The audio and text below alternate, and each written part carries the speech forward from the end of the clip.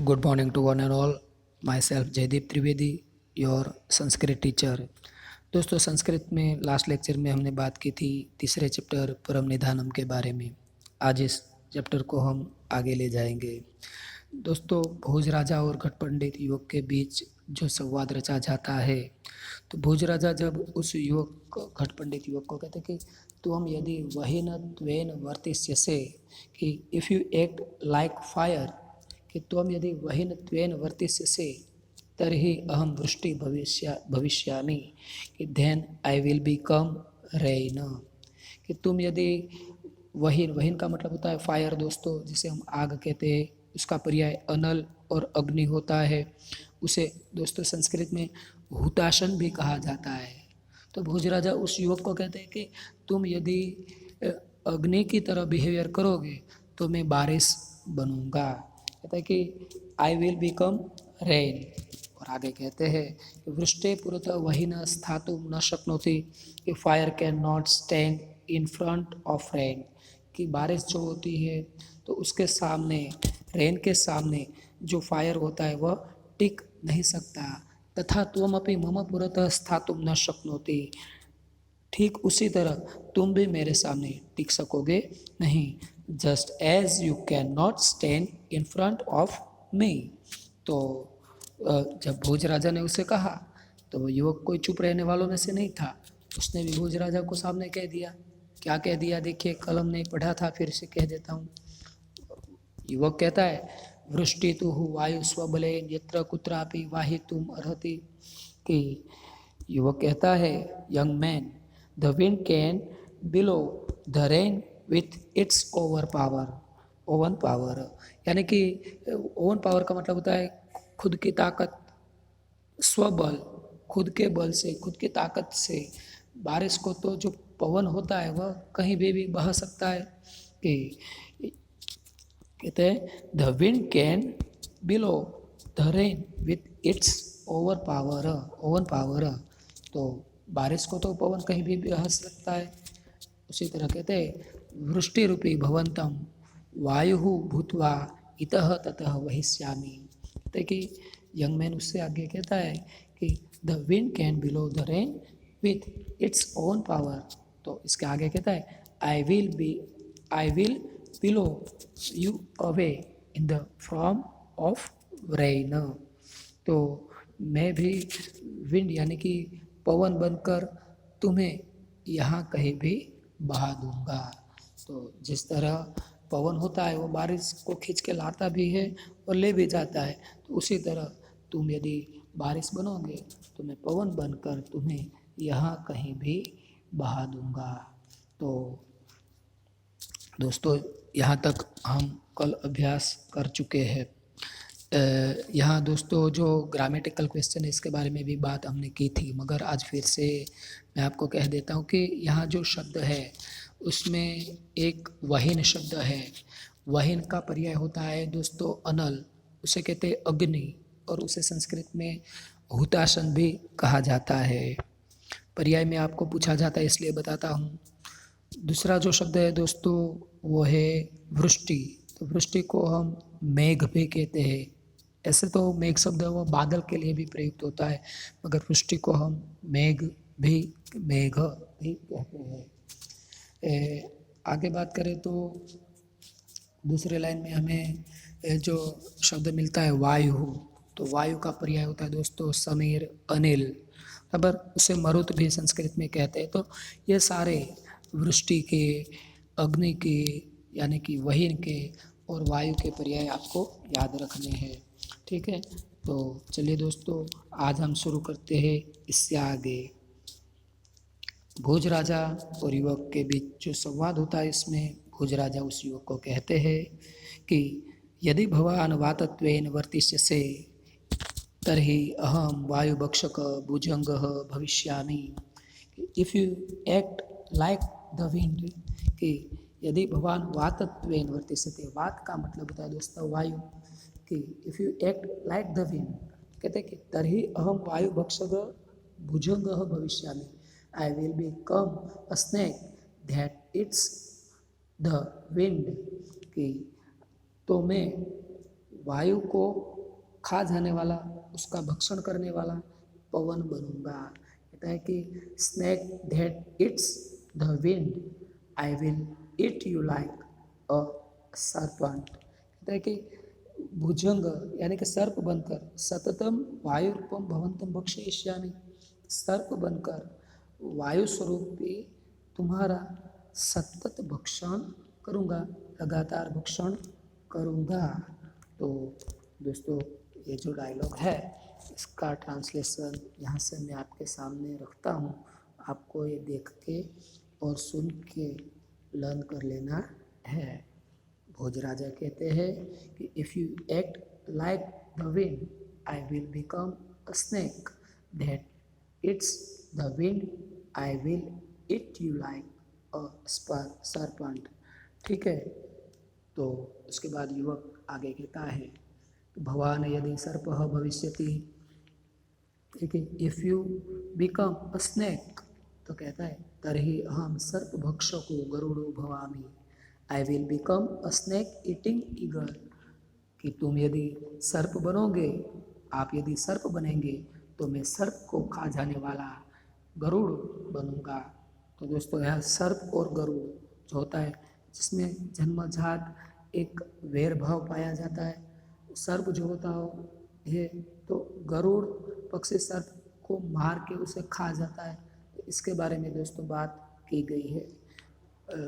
वो युवक भोजराजा को कहता है कि आप यदि सर्प बनेंगे तो मैं सर्प को खा जाने वाला गरुड़ बनूंगा।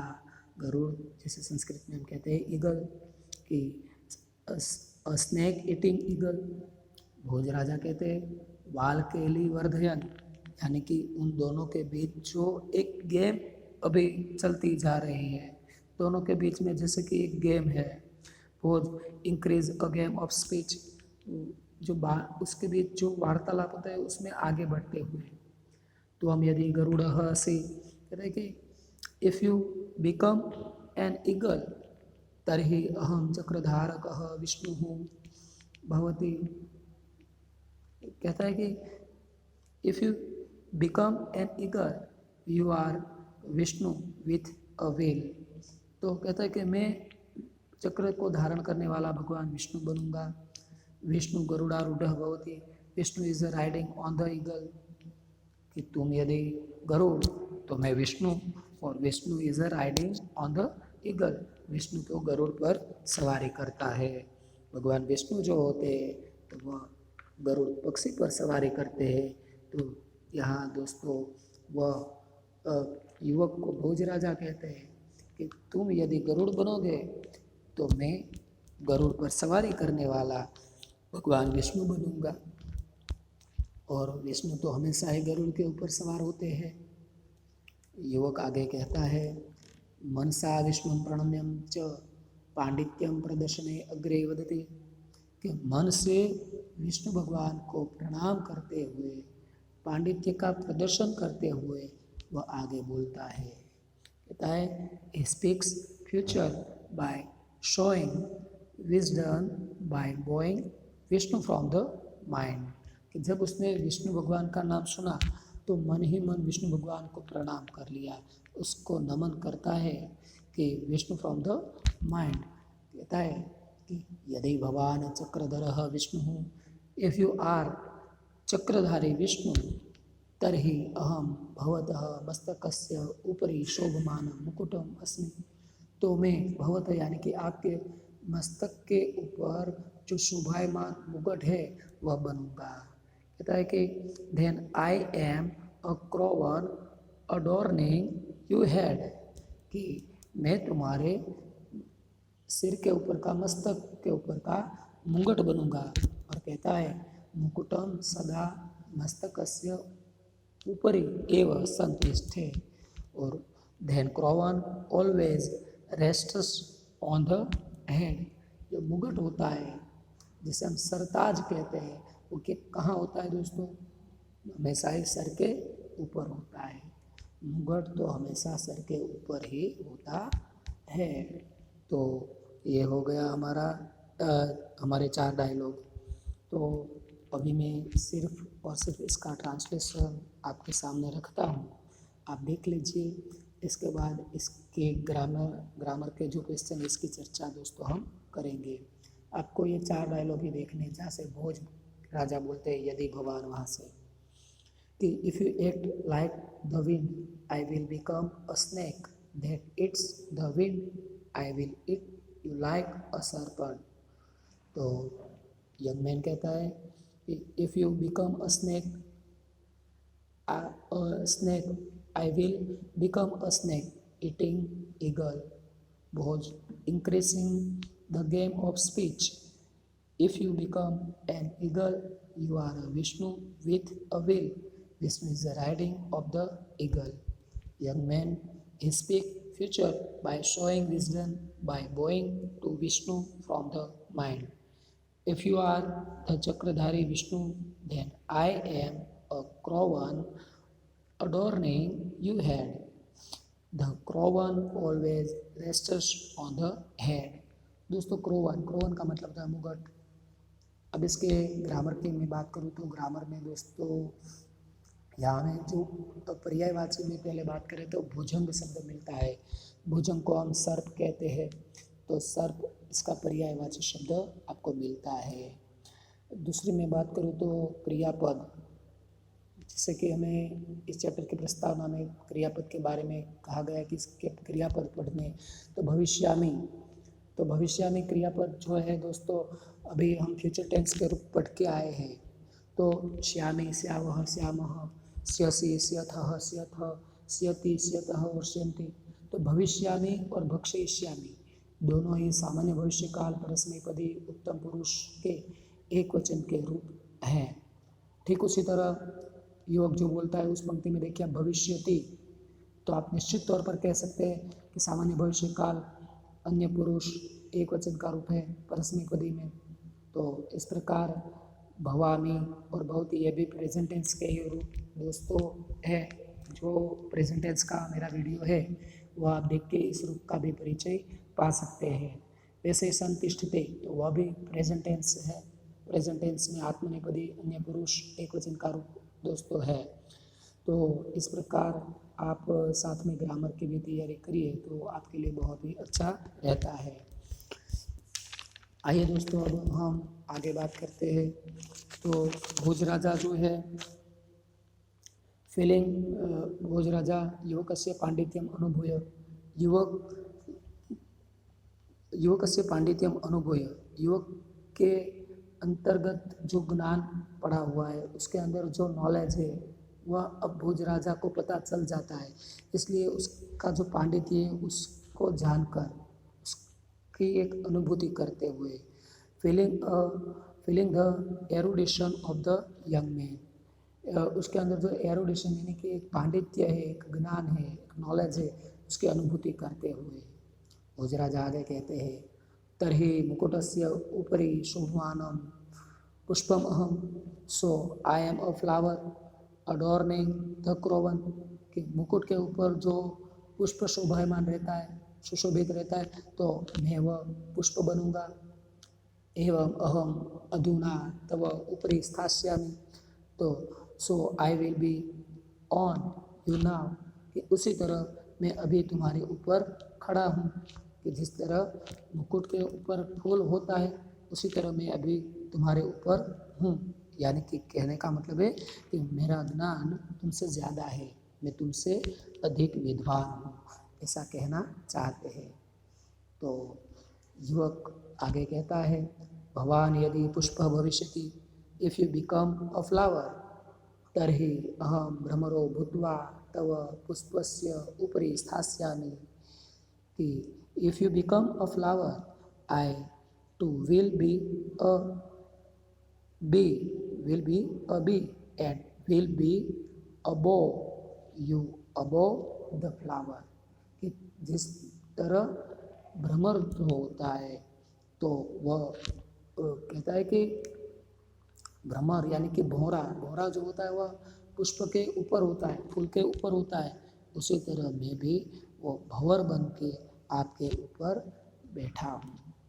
ताकि आप यदि पुष्प बनेंगे तो भौरा जो होता है जिसे हम भ्रमर कहते हैं जिसको संस्कृत में दोस्तों षटपद भी कहा जाता है।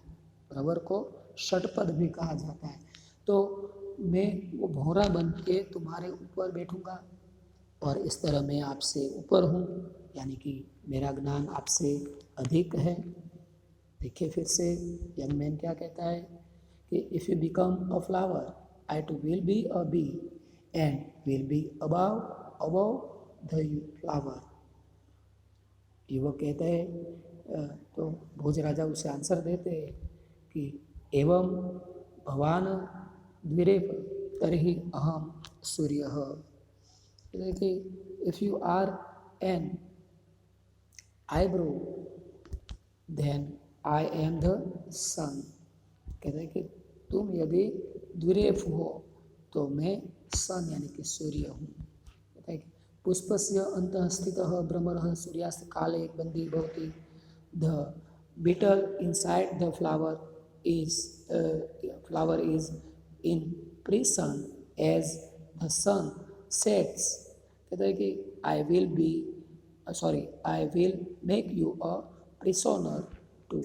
कि जिस तरह पुष्प के ऊपर बैठा जो भौरा होता है वह सूर्यास्त के समय बंद हो जाता है फूल के अंतर्गत पुष्प के निहित, उसी तरह अहम अपि त्वाम बंदिनम करिष्यामि, उसी तरह मैं भी तुम्हें बंदीवान यानी कि कैद करूँगा।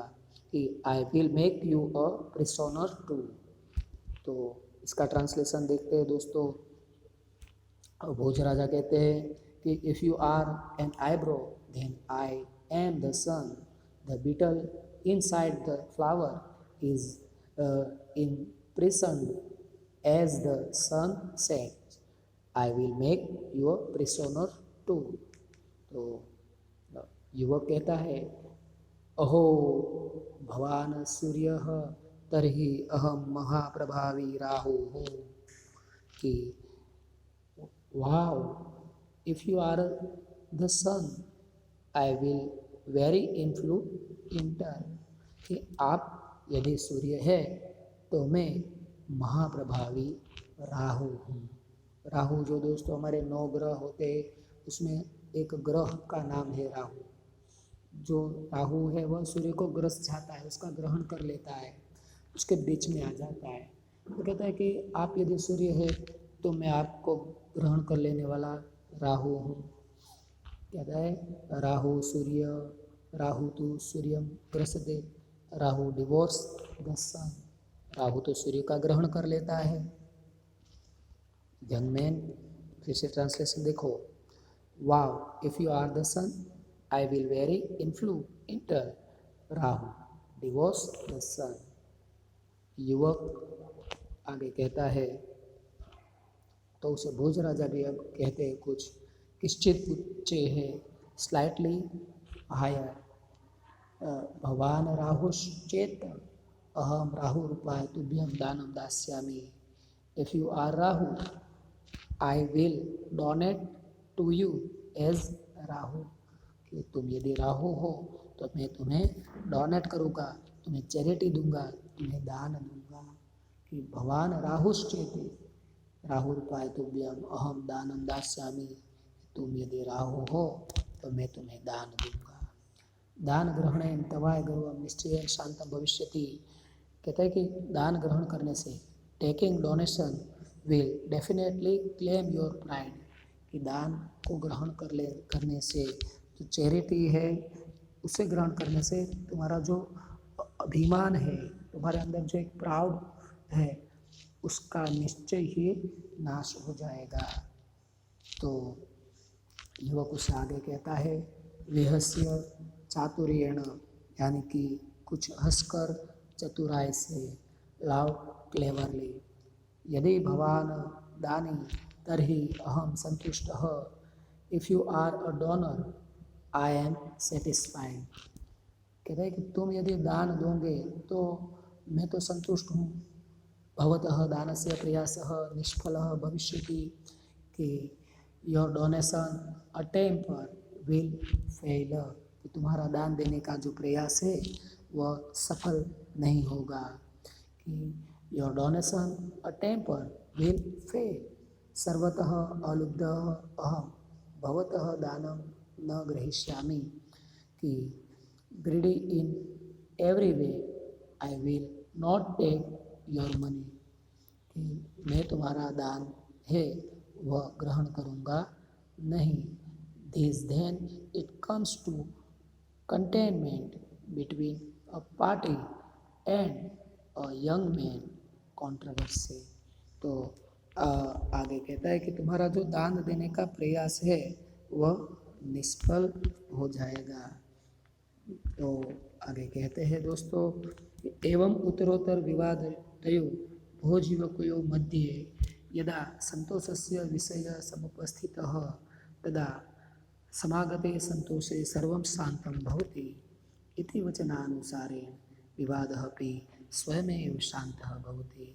कहते हैं कि इस तरह उस भोज और युवक के बीच में जो विवाद होता है, एक वार्तालाप होता है, उसके बीच में जब संतोष का विषय आता है, संतोष शब्द जब बीच में उपस्थित हो जाता है, तो कहा जाता है कि समागते संतोष से सर्वं शांतम भवति, कि संतोष के पास आकर सब शांत हो जाता है। उसी तरह ये विवाद भी अपने आप शांत हो गया। तो कहते हैं कि this then it comes to containment between a party and a young man in controversy. Everything that is satisfied, the promises of peace is claimed down, but the controversy subside on its own. तो इस प्रकार उस दोनों के बीच का जो संवाद है वह भी दोस्तों अपने आप खत्म हो जाता है। इसके बाद आगे देखते हैं, अन्ते चतुरम ज्ञानेन गुणेन च उपेतम तम पांडित्यम युवकम प्रणम्य धाराधिपति भोजराजः अवदत्। तो अंत में उस चतुर यानी कि बुद्धिशाली, ज्ञान से भरपूर, ज्ञानी और गुणवान उस पंडित युवक को प्रणाम करके धारा नगरी के जो राजा भोज है वो उसे कहते हैं कि welcome to the ordinance of the priest of virtues, you have become a victorious. कहते हैं कि तुम्हारा यहाँ स्वागत है। No one can make a satisfied person. कहते हैं कि अय घट पंडित, गुणों की पूजा करने वाली ये जो धारा नगरी है, यानी कि गुण पूजके धारा देशे भवतः स्वागतम अस्ति, भवान विजयी जातः, तुम्हारा विजय हुआ है। देखिए ये सच में जो संतुष्टम जन को अपनी न पराजितुम अर्हति, सेटिस्फाइड पर्सन जो होता है उसे कोई भी पराजय नहीं कर सकता है।